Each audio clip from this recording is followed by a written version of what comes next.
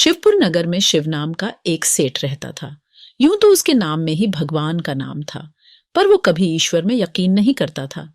लेकिन उसकी पत्नी गौरी बहुत ही धार्मिक औरत थी और माँ दुर्गा की भक्त थी। उन दोनों के एक लड़का था। सुनते हो, आज माँ दुर्गा का पंडाल सजा है और हमने अभी तक हमारे बेटे को माता रानी के दर्शन नहीं कराई।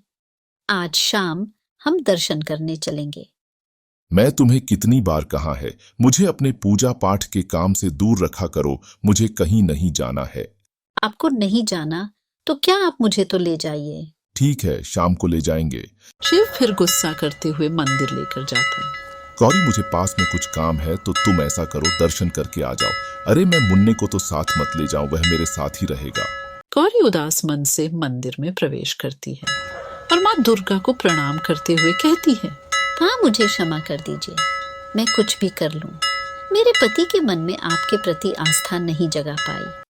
अब आप ही ऐसी कृपा करो कि वो आपकी भक्ति में लीन हो जाए। शिव अपना काम खत्म करके मंदिर के बाहर आ जाता है। तभी मंदिर का भीड़ में मुन्ना की हाथ छूट जाते हैं। शिव और गौरी बहुत कोशिश करते हैं उसे ढूंढने की, पर वो नहीं मिलता। दोनों निराश होकर घर लौट आते हैं और बहुत दुखी हो जाते हैं। ये क्या हो गया? अब हम क्या करेंगे? हम अपने मुन्ने को कैसे ढूंढ पाएंगे? ये सब मेरी वजह से हुआ है। ना वो मेरे साथ रहता और ना ही वो खोता। कहीं आपकी कोई गलती नहीं। मैंने ही आपको साथ में मंदिर चलने को कहा था।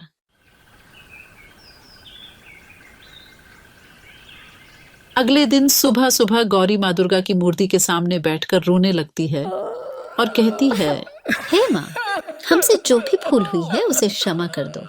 बस मेरा मुन्ना लौटा दो। यहाँ समय खराब ना करो, मुन्ना को ढूंढने के लिए हमें चलना चाहिए। दोनों निकल ही रहे होते हैं कि उनके द्वार पर 9 कन्याएं भोजन करने पहुंच जाती हैं। तुम सब आज यहाँ कैसे? आप भूल गई हैं, आपने तो हमें आज के दिन भोजन पर बुलाया था। गौरी को याद आता है कि आज दुर्गा नवमी है और वो इस दिन कन्याओं को भोजन कराती है। लेकिन आज यह संभव नहीं है। वो हमें नहीं पता, हम तो भोजन करके ही यहाँ से जाएंगे। बहुत भूख लगी है, आप जल्दी से खाना खिला दे। गौरी और शिव दोनों ही मना नहीं कर पाते और गौरी उन कन्याओं को आदर सहित बिठाकर भोजन कराती है।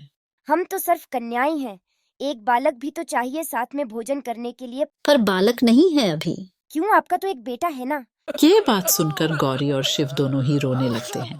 क्या बात है, आप क्यों रो रहे हो? शिव सारी बात बताता है और उनसे भोजन ग्रहण करने को कहता है और माँ दुर्गा से प्रार्थना करके माफी मांगता है। इतने में ही घर का दरवाजा खटखटाने की आवाज आती है। गौरी जैसे ही दरवाजा खोलती है, चकित हो जाती है। माँ दुर्गा समान एक बहुत ही सुंदर स्त्री बहुत से सुंदर आभूषण पहने खड़ी थी और साथ ही उसका बच्चा भी था। शिव और गौरी को उनका लल्ला सौंपकर वो कहती हैं, कि मुझे पंडाल के सामने मिला है, आपका पुत्र है क्या? वे दोनों हाँ कहते हैं और सिर झुकाकर उन्हें धन्यवाद देते हैं। और जब वापस मुड़कर देखते हैं तो वो वहां नहीं होती। तब वे दोनों समझ जाते हैं कि ये कोई और नहीं, स्वयं माँ दुर्गा है। शिव माँ दुर्गा से माफी मांगता है और क्षमा याचना करता है और आगे से पूरी खुशी के साथ वो हर वर्ष कन्याओं को भोजन कराने लगता है।